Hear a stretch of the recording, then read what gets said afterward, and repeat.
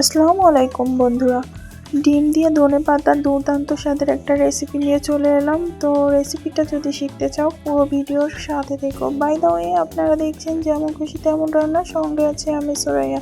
আমার পক্ষ থেকে সবার জন্য রইল অনেক অনেক ভালোবাসা। তো আজকের রেসিপি তৈরি করার জন্য আমি এখানে ধনিয়া পাতা নিয়ে নিয়েছি, আর ধনিয়া পাতাগুলোকে বেশ ভালো করে বেছে ধুয়ে নিয়ে চলে আসলাম। আর এটা প্রথমে আমি কেটে নেব। তো এরকম ছোট ছোট সাইজ করে কেটে নিচ্ছি। তো ধনিয়া পাতাটা কিন্তু কেটে নেওয়ার আগেই ধুয়ে নিতে হবে। তো আমি ধুয়ে নিয়েছি আর এইভাবে ছোট ছোট করে টুকরো করে কেটে নিচ্ছি। তো বন্ধুরা, ভিডিও দেখতে দেখতে এ পর্যায়ে এসে যারা এখনও একটা লাইক দাওনি, প্লিজ একটা লাইক দিয়ে পুরো ভিডিওটা কন্টিনিউ করার অনুরোধ রইল। তো এখানে একটা মিক্সিং জার নিয়েছি, আর এই জারের ভিতরে দিয়ে দিচ্ছি ধনিয়া পাতাগুলো, কুচিয়ে রাখা যে ধনিয়া পাতাগুলো ছিল সেগুলো। তো ধনিয়া পাতাগুলো দেওয়ার পর এখানে আমি দুইটা ডিম নিয়েছি। এই যে দুইটা ডিম নিয়েছি, এখন এই দুইটা ডিম ফাটিয়ে এই ধনিয়া পাতার ভিতরে দিয়ে দেব। তো তোমরা চাইলে কিন্তু এখানে পরিমাণটা বাড়িয়েও নিতে পারো, ধনিয়া পাতার পরিমাণটাও আবার ডিমের পরিমাণটাও বাড়িয়ে কমিয়ে নিতে পারো। আমি দুইটা রেখেছি আর দুইটাই এখন এর ভিতর ভেঙে দিয়ে দিচ্ছি।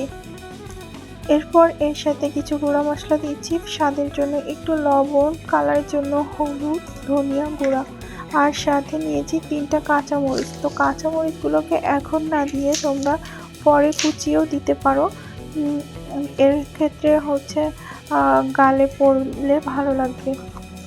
তো এখন মিক্সিং জারের ঢাকনাটা আটকে দিয়ে আমি এটাকে পেস্ট করে নেব।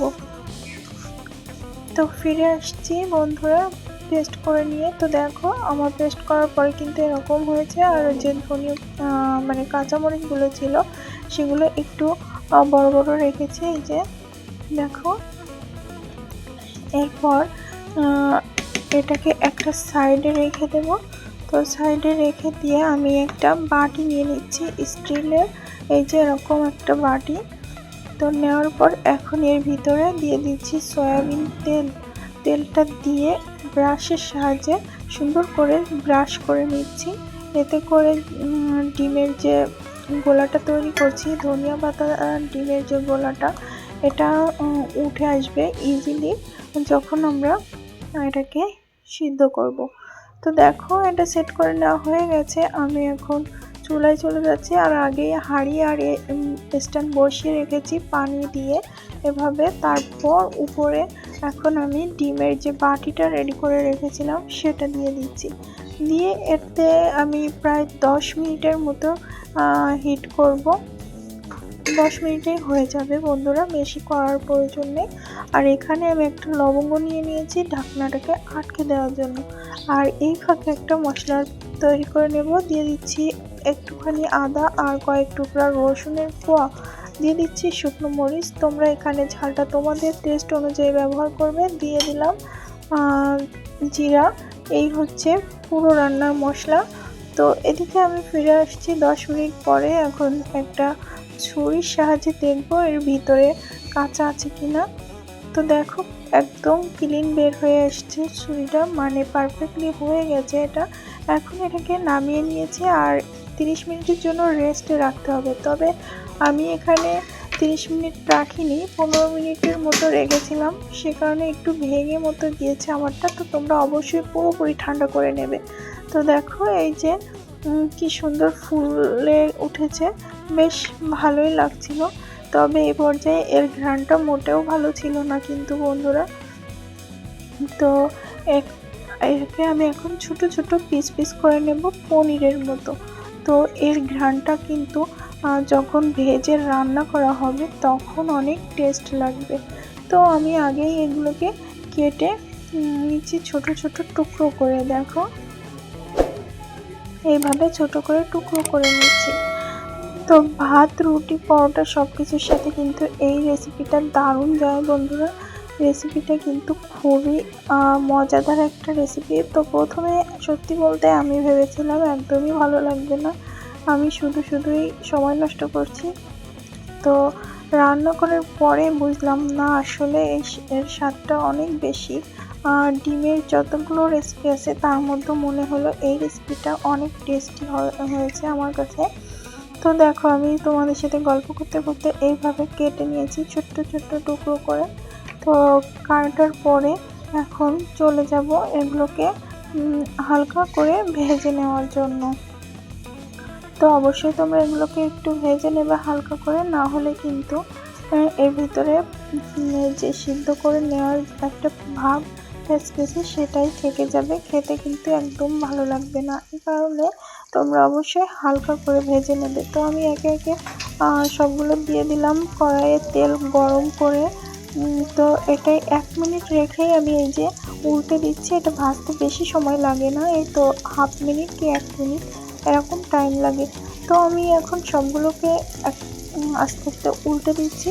এগুলো ভাঙবে না, তারপরেও এতটা নরম আর সফট হয়েছে দেখে মনে হচ্ছে ভেঙে যাবে, তাই একটু সাবধানে করছি। তো দেখো এই যে সবগুলো আমি উল্টে দেওয়ার পরে অপর সাইডটা আবারও 1 থেকে হাফ মিনিট এরকম মতো জাল করেছি। সবগুলো বেশ সুন্দর করে ভাজা ভাজা হয়ে গেছে, দারুণ একটা ঘ্রাণও বের হয়েছে এই সময়।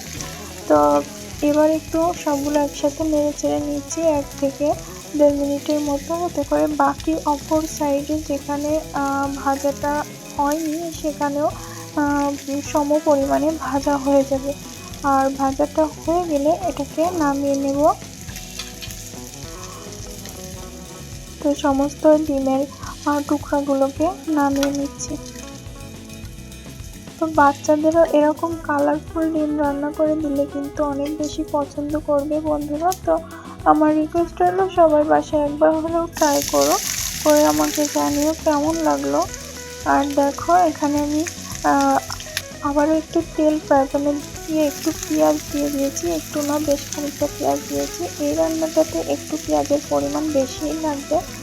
তো বাকি মশলা কিন্তু বেশি দেবে না বন্ধুরা, বেশি দিলে যে ধনের ভিতরে একটা ফ্লেভার থাকে না সেটা নষ্ট হয়ে যায়, মশলার ভিতরে চলে যায়, আটকে যায়, এই কারণে ভালো নাও লাগতে পারে। তাই পেঁয়াজের পরিমাণটা একটু বেশি রাখলে আর বাকি মশলা কম দিলে কোনো সমস্যা নেই। আর তবে পেঁয়াজটা কিন্তু বেশি ভাজবো না, দেখতেই পাচ্ছ আমি কেমন ভেজে নিয়েছি, হালকা হালকা ব্রাউন কালার আসছে, সেরকম পর্যায়ে আসলে পেস্ট করে রাখা মশলাটা দিয়ে দিচ্ছি। আর মশলাটা দিয়ে এখন চামচ মানে খুন্তির সাহায্যে ভালোভাবে মিক্সড করে নিলাম। আর একটু পানি দিয়ে দিলাম, যে পানিটা মানে মশলা ধোয়া পানি আর কি, মিক্সিং জার ধুয়ে রাখা পানিটাই দিয়ে এখন নেড়ে চেড়ে নিচ্ছি। এরপর এর ভিতরে গুঁড়ো মশলাগুলো দিয়ে দেব। তো প্রথমে এখানে আমি লবণটা দিয়ে দিলাম স্বাদ মতো, ধনিয়া গুঁড়া, তারপরে দিয়ে দিচ্ছি হলুদ। এই ছিল গুঁড়া মশলার ভিতরে মশলা। তো এখন এই মশলাটাকে ভালো করে কষিয়ে নেওয়াই কিন্তু প্রথম কাজ।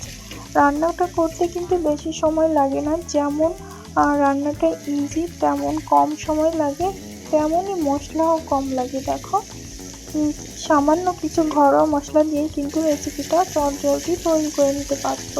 তো বাসায় মেহমান আসলে কিন্তু এইভাবে তোমরা ডিমটা রান্না করে দিতে পারো, তোমাদের খুব পছন্দ করবে, সবাই প্রশংসা করবে। তো ভালোভাবে আমি মশলাটা কষিয়ে নিয়ে ভেজে রাখা ডিমের টুকরোগুলো এর ভিতর দিয়ে দিলাম। দিয়ে এখন মশলার সাথে ডিমের টুকরোগুলো আমি নেড়ে চেড়ে মাখিয়ে নিচ্ছি।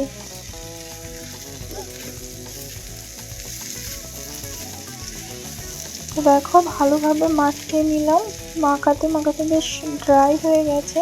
তো আমি এখানে কিন্তু একটু গ্রেভি টাইপের রাখবো, তোমরা যদি মনে করো গ্রেভি রাখবে না তবে এ পর্যায়ে ঝোলের পরিমাণটা অনেক বেশি দেওয়ার দরকার নেই, একটু কম কম করে দেবে, যাতে 1 থেকে 1.5 মিনিট নামালে ঝোলটা শুকিয়ে যায় তেমন ঝোলটা ব্যবহার করবে। যেহেতু আমি একটু গ্রেভি রাখবো সেহেতু আমি এখানে একটু ঝোলের পরিমাণটা বাড়িয়ে দিয়েছি। দেখো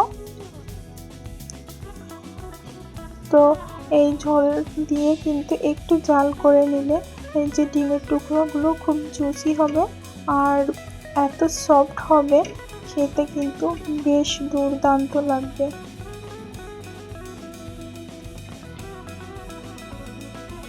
তো এখন আমি এইভাবে উতলে যাওয়া পর্যন্ত অপেক্ষা করছিলাম। তো দেখো এই আরও 5 থেকে 7 মিনিট মতো এটাকে জাল করে নিয়ে গ্যাসের ফ্লেমটাকে আমি অফ করে দেব, দিয়ে এটাকে রেস্টে রাখবো। তো এই দেখো ঝোল একদমই কমিয়ে গেছে আর অল্প অল্প আছে, ঝোলটা বেশ ঘনও হয়েছে, দেখেই বুঝতে পারছো তোমরা বন্ধুরা। রান্নাটা কিন্তু এভাবেই করতে হবে, একদম পারফেক্ট একটা রেসিপি ডিমের।